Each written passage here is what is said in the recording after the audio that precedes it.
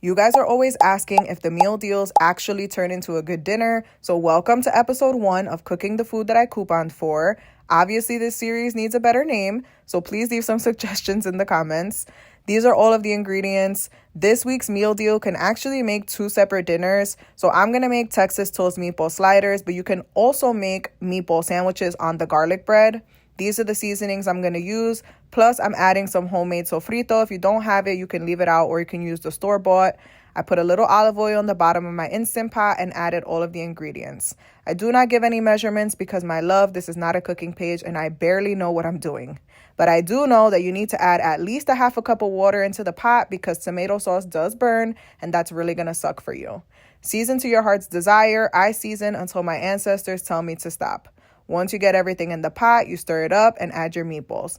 My meatballs were frozen, so I had to cook them a little longer. If yours are defrosted, you do not need to cook them for that long. Stir it up and make sure they're covered in the sauce and put that lid on.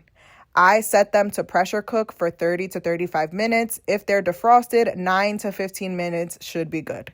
Once there's about 5 minutes left on the meatballs, you're going to put your Texas toast on a pan and put them in the oven. Your meatballs should come out looking like this, juicy and delicious.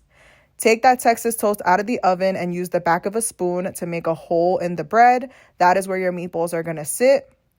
Once you get your meatballs in there, you're going to add some mozzarella cheese on top and put them back in the oven for about 5 or 6 minutes. Is this the healthiest meal option? No. But it only cost me $9.39, so I'm going to call this a win because we tore these up. They came out so good. They were absolutely delicious and something I had never made before.